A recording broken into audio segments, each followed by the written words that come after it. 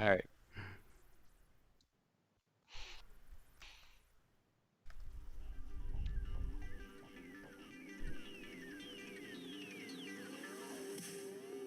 Welcome to the Saints Happy Hour podcast featuring Dave Cariello, Andrew Juge, Ralph Malbrough, and when he decides to show up, Kevin Held. We are the perfect blend of Saints sincerity and stupidity. We lost Andrew with his new headset, and he warned me, though. He told my stupid crippled ass not to brag about the audio at the top of the show. Did he not, Dave? He told me. He told me not to, and I did it anyway. So This is all your fault. And now, here's your host, Ralph Malbrough. All right, everybody. Welcome to a Sunday edition of the Saints Happy Hour podcast. As always, thanks for joining us. Hope you're surviving the pandemic as best you can. We got the full boat tonight. Everybody's with us. Kevin, how's St. Louis? Y'all making it? You surviving? Yeah, we're the whole state has among the lowest total coronavirus cases in the country. So, woo, Missouri. So we talked about it late Here last in New Orleans, we're just still partying. New Orleans, man. New Orleans is going to. Making out with each other.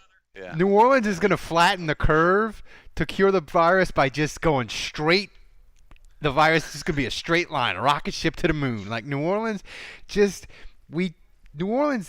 is incapable of taking anything serious, I think. We just, until it's like right on top of us, we just can't care. It's just not in our DNA, and that could be very bad. I think the bad news is the virus was probably here during Mardi Gras, so Yeah. that's not good news. I saw other states are blaming Louisiana. They're like, yeah, Tennessee, man, we wouldn't even have this corona, but like 4 people went to Mardi Gras, and now we got it. It's Louisiana's fault. Like, I've seen 2 different I think Tennessee and I think another state, like in the out west, was blaming Louisiana too. Won't have it. So,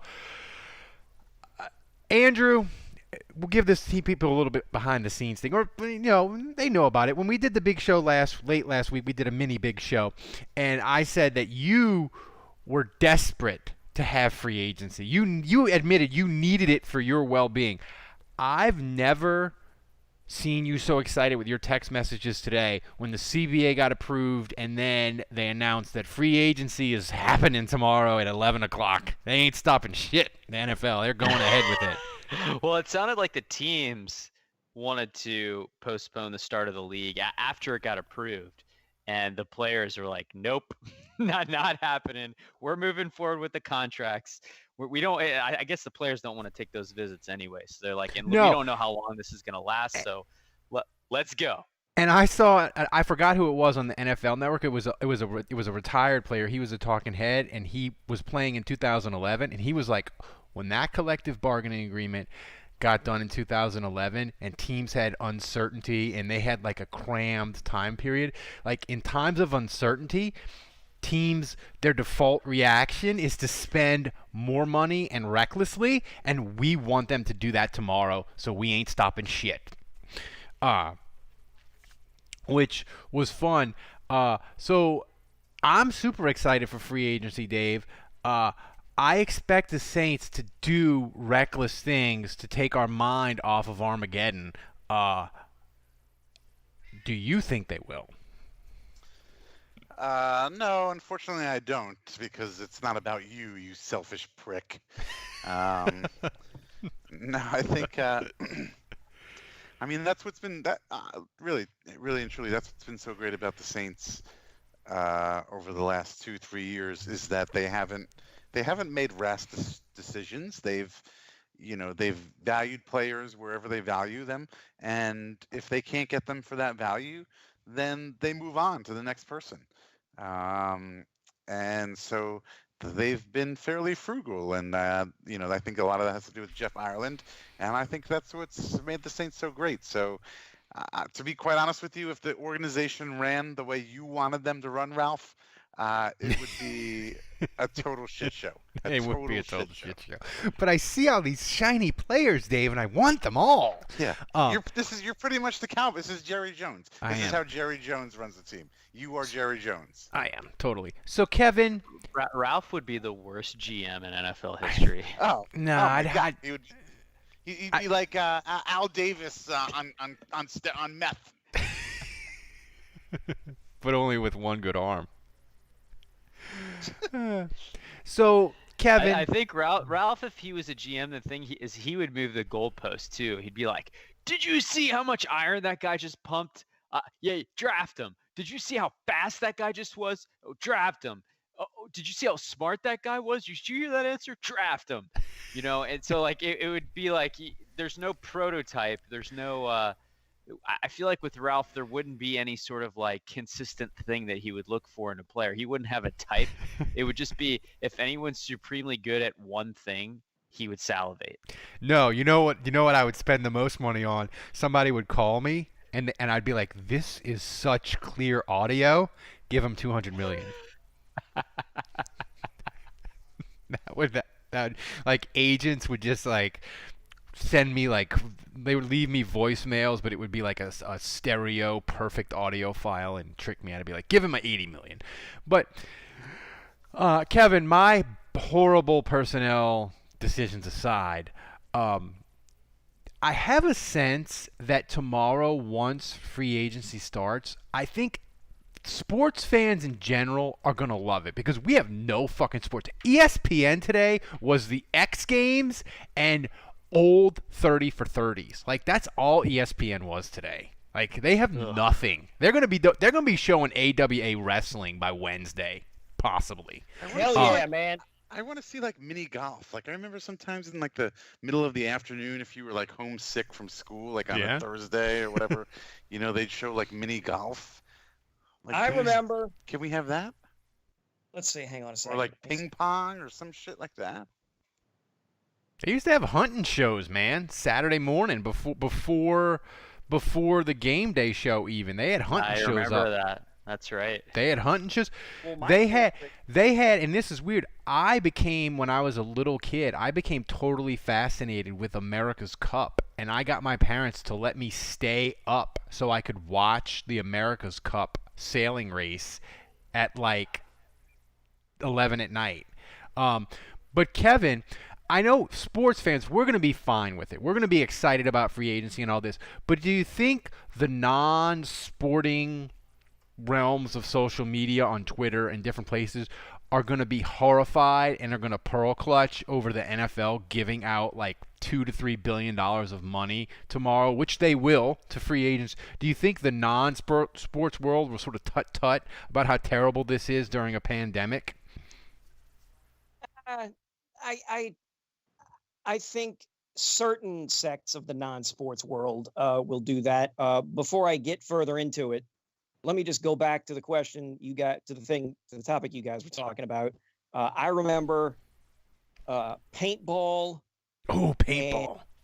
And roller hockey and sumo wrestling. Like, wasn't roller hockey like a ESPN created league for the Deuce? Yeah. And they would put it on regular ESPN to try to make it a thing. It was a 6-team league, and it was all played at the same location in like Los Angeles or whatever, and that was it. And it was like I imagine they taped like 3 or 4 games in a single day, and so they spaced it all out for like a 10-week season or something. And it was fun. We need some billiards too. They need to bring back the Black Widow. They need basketball. Listen, I saw this on Twitter, and then I went and tracked down more of it. Somebody created a marble racing league with commentary and like cinematography and filmed it so it looked like it was a real sport. Like other marbles were in the crowd watching, and there were referee marbles and everything. And this is only like day 3, so we're lose our minds, man. Right. And I don't think classic games, Dave, will do it for us. I think we need new interesting entertainment. Like they're not just going to be able to like roll out old games. Like it's not going to be enough. I think I think this is like one big step toward the future that is portrayed in Idiocracy. I think because we can't play like real sports now, we're gonna come up with like some stupid sport like that they're gonna show on I don't know, masturbating Like baseball? or something. No, masturbating. That's gonna be like a sport that they're gonna. Wait, show how do on you make a TV now. sport out of that? Well, because you can do it by yourself. You just have like a video camera on you by yourself. You're quarantined. Can't affect anybody else, and you time it like who can come the fastest. I think that's how that works, and that's it. And then people knock on your door and be like, "Go away! I'm baiting. Get out of here." I'm that sound. a two-time Baiting. super baiting baiting. champion. Baiting. Anyways. Just when I thought the coronavirus couldn't get any worse. No, well, I mean, like that's like my concern about the coronavirus is that like as a nation, this is forcing us to do certain new things and certain things or whatever, and I'm just concerned some of these things are gonna like stick around and like become the cultural norm now.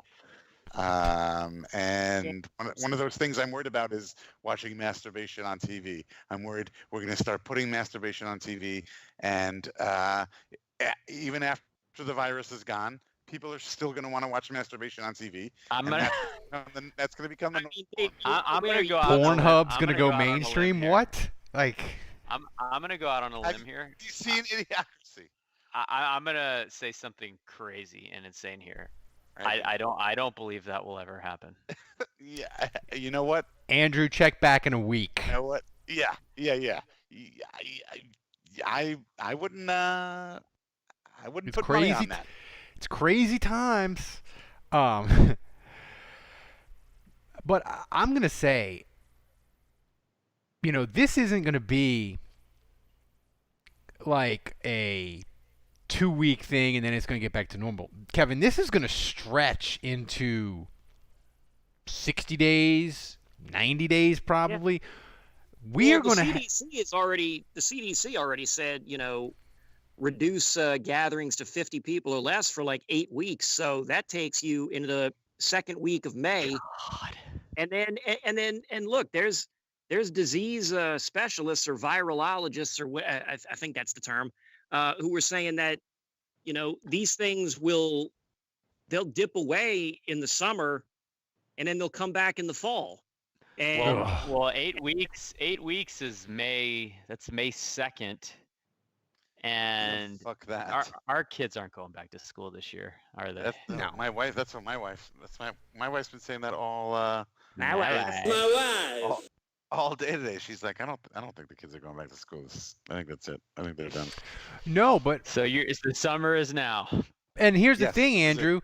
If Summer they of joy. limit the crowds to 50, you can't have more than 50. I was listening to people that even if like the leagues wanted to play, you can't broadcast a game with less than 50 people because you got the teams and the coaches and the support staff and the camera people and so it ain't happening. So I think we're just going to get increased. If you can't gather 50 people, you can't even have an NFL roster.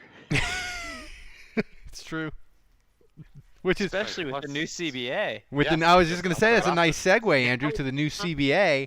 They expanded the roster, Rugby shine. but the one thing was about the CBA is it got passed by 50 votes or 60 votes. I can't imagine. I mean, I guess when the deal is signed, it's done, but I can't imagine, guys, that the players are going to get happier with this deal. And you can't strike, I guess, once you sign a deal, right? But it could be a really bumpy like next 10 years with the players because they barely fucking passed this deal, Kevin. And like I think like they said 400 of them didn't vote or 500 of them didn't vote, which is just like America to not vote in an important election. Yeah. Voting in elections matter, dipshits. We're I know I was stunned that the vote was that close. Were any of you also stunned that the vote was No, that? we talked about this last week, and I mean, I think this is pretty evident that there is a division between the majority of the players who don't get paid that much and the upper echelon of players who do get paid a lot and who a lot of whom are decision makers and but I guess I'm not surprised that the vote passed, but I remember going through the whole CBA situation years ago, 10 years ago or whatever, and obviously it went past where it should have gone past. But I don't remember when it finally passed. I don't remember there being such a division between the players. Like there really seems to be animosity between players and who voted for what. And I don't remember that 10 years ago. Well, I'll say this for the younger players, like the younger players who were still on their rookie contracts, like the league minimum got an increase of like $100,000. So the people making the guys making the league minimum turned out and voted in favor of that, as opposed to other things that would have protected them.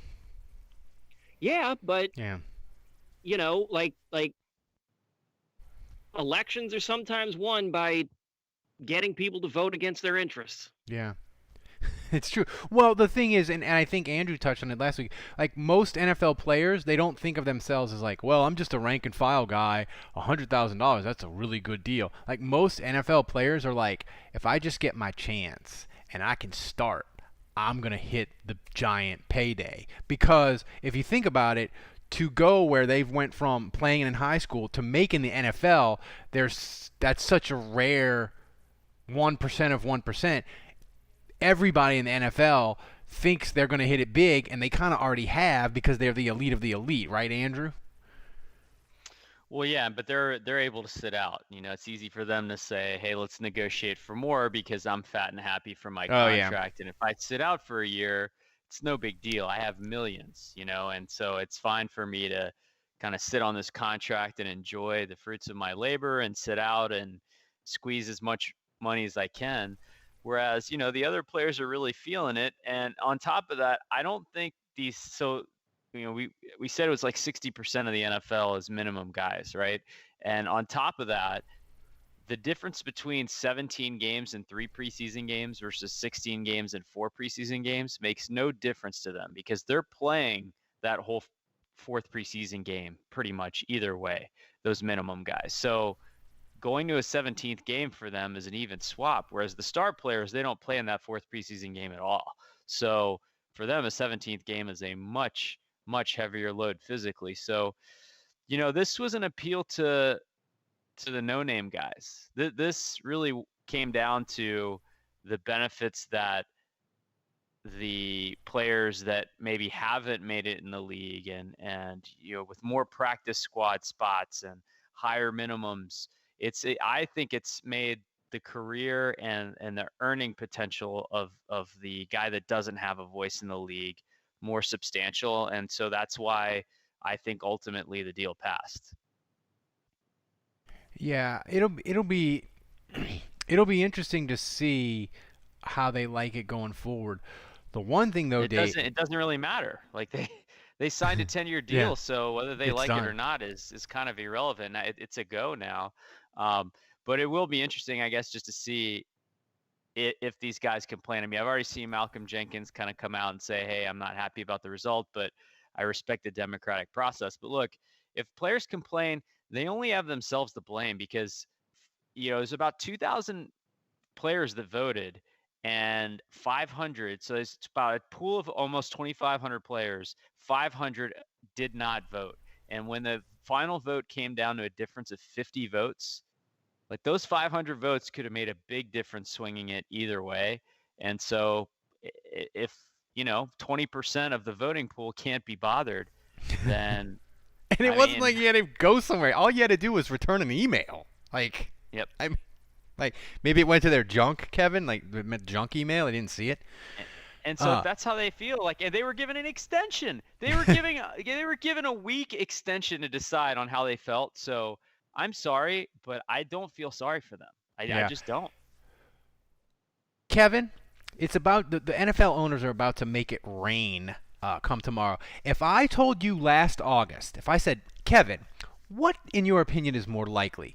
Ryan Tannehill is going to sign a 4-year, $118 million extension in March, or we're going to have a worldwide pandemic and all be shut-ins.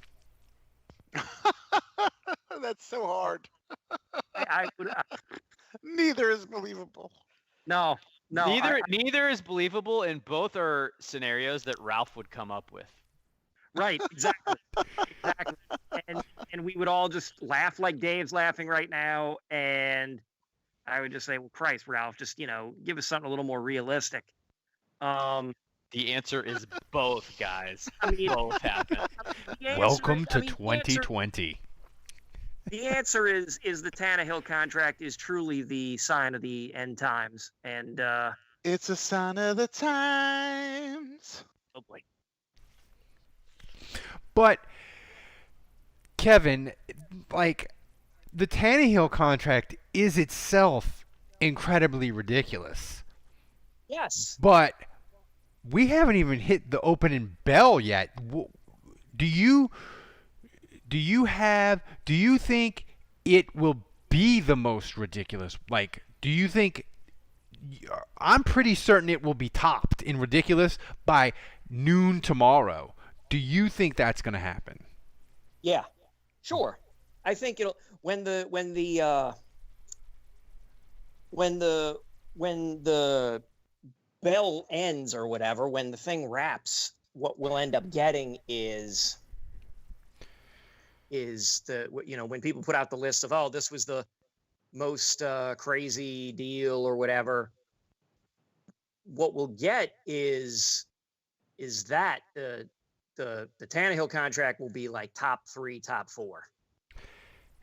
Andrew, you can't sign anybody tomorrow, but you can agree to a deal. It's the tampering window or whatever the fuck they call it. Are the Saints tomorrow? Are the Saints going to be involved in the tampering window tomorrow? Are they gonna tamper? Are the Saints gonna tamper at all tomorrow?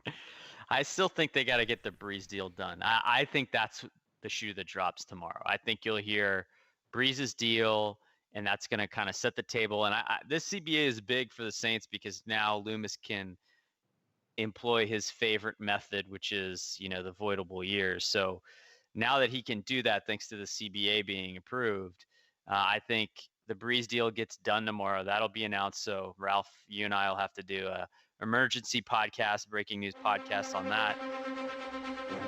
Yeah, we'll be doing that. And by the way, starting tomorrow, everything goes behind the paywall during the day. So you sign up at the $10 level, you get every podcast, all the swag, Andrew's free agent grades, and you get the Crude to Taysom Cup.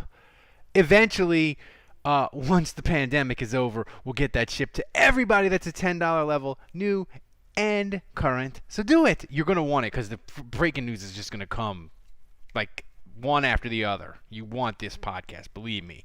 Yeah. And you're going to be sitting at home all day with nothing to do unless you have kids. But either way, you're going to want to be drinking heavily. And so the Crew to Taysom. I just wanted to play that. Love it. Speaking of the Falcons and Matt Ryan, did you see that they are in cap hell and yet somehow they gave Tyler Davison a massive contract? Yeah. I mean, it wasn't that. It was 3 years, $12 million, right? I mean, for Tyler Davison, that's good money. Yeah. If Dave, if Tyler Davison is going to make $4.5 million a year, how much is David Onyemata going to get? $10 million a year. Oh my God. Is it going to be from the Saints? Yeah. Oh yeah. Oh, well, fantastic. Yeah, we gotta pay him. We gotta pay him. He's one of our guys. He's in the building. Oh my God. Um, were any of you surprised? And this isn't really necessarily Saints news, but it is sort of kind of big NFL news. Were any of you surprised that Tom Brady reached out to the 49ers and was like, "Hey, I want to be your quarterback"? And they were like, "Nah, we're good. We got Jimmy Garoppolo." Were any of you surprised that the 49ers turned down Tom Brady to be their quarterback? Tom Brady looked kind of sneaky bad last year. Garoppolo looked fucking sneaky bad in the second half of that Super Bowl. Yeah. What if plot twist? Nobody wants Tom Brady, And he he's goes just back. forced to retire. Yeah. No, that doesn't even go back. Not even the Patriots. Oh my God. Plot Dave- twist, That would be Brady amazing. Brady can't find a team. I would love that personally. No. Wow. You know That what would be wild. you know what would be That would be insane? The Patriots give Tom Brady an ultimatum and he can't get through to the phone call or whatever, and they sign Bridgewater instead. And Tom Brady later was like, "I wanted to come back, but they didn't take my call." And they have Bridgewater instead. Like, that would be wild. Like they pull a Saints with Latavius Murray, where like Yeah. before Ingram makes up his mind, they're like, "All right, Yeah. fine, we're taking the other guy." Yeah, no, that's exactly it. That would be wild. Speaking of wild, before we get out of here, I wanted to we got some Saints questions, but I wanted to ask you guys a question. Is Kevin, stores throughout America are empty. You can't find toilet paper, Purell, none of it. People are just buying fucking everything in sight. It is insanity. People have lost their minds, maybe rightly so. But as we unfortunately will probably be quarantined as a nation and be locked in our houses for a long stretch, what's your one item, whether it be food or something, that you cannot live without during these difficult quarantine times? And you can't say, "I gotta have the internet." That's a given. Like, what's an item specifically to you, food, whatever, that you have to have? I'll say it as a single man. I don't know what y'all's mileage may be being married with families, but A crazy female intruder. I won't say that. I was gonna say porn. Like, give me, man's got needs. We've all got needs. We've all got needs. What the hell is the world coming to? That's a good I mean, I saw they have all these porn sites. They're like opened up their premium subscriptions to like certain places that are like shut in, like Italy and other places. They're like, "Hey, we know that you need," and they have like let them have full access, which I guess is nice, you know. Andrew, nice. Brilliant marketing. what's the one item, Dave, you need during the pandemic? Me? Oh, Hey. I know you all are expecting me to say watermelon Sour Patch Kids, and I mean I would love to have some candy, but you want something that's also going to be healthy, beneficial to you.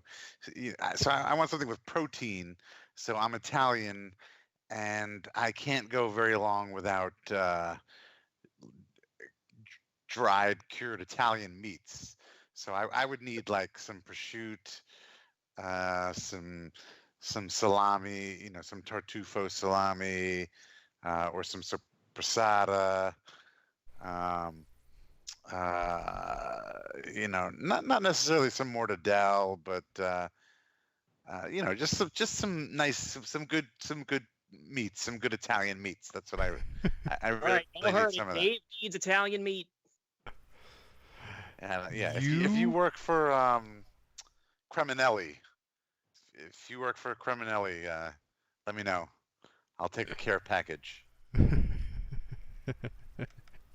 Dave, you've never sounded more elitist than you just did. this What? very moment. Italian because I like Italian meats. Yeah, I think so. I can't. I mean, I'm Italian. I don't know. Yeah, it's fair. It's like Andrew, candy to me. the thing you need the most? Booze. Oh yeah, I forgot about that. Wait a minute, I changed my answer. I feel like Booze. Nah, I vote for booze. I feel like booze is like I feel Craft like beer. booze. A good triple IPA. Ugh. So I changed my answer. What is wrong with you? Ugh. Like IPA's not enough. You gotta go triple. a good, a good barrel aged. Picked the wrong week. Quit Stout. blue. No, I thought really hard about this one. I thought about saying Twitter because Lord knows I'm on it like 9 hours a day. And Yeah, I it's thought more about like 12 now. what? Well, it's more like 12 now. Yeah. I have to block everybody at my work so they can't follow me, so they can't know what I'm doing. And I thought about saying this podcast, but I think no, I think what I need, even though I've given it up for Lent and it's made me crave it more, is cherry Coke. Cock. I gotta have Cock. the cherry Coke. Oh, I'm I telling was you. thinking something different, Ralph. Sorry. What's that? Nothing. So, I was hoping for questions, but as Andrew will tell you, I'm always late asking people for questions, and I don't think we have too many tonight. Let's see. Oh, this is a good question. Vaughn Bell, more or less than $8.5 million a year? That's from John. Less. Oof. 8.5. I'll go. That's a good number. I'll say push. What Saints player would be most likely to ignore any and all quarantine orders and be out on Bourbon Street drunk?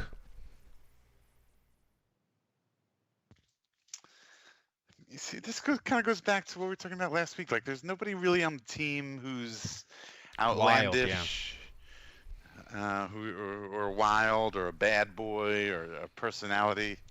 I don't really know who fits this description. I really don't.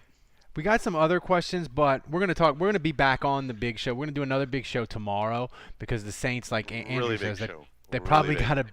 gotta do Drew Brees to get their cap in order. So they'll have that news, and the Saints are gonna do something tomorrow. I feel it in my bones. So we'll have another big show tomorrow.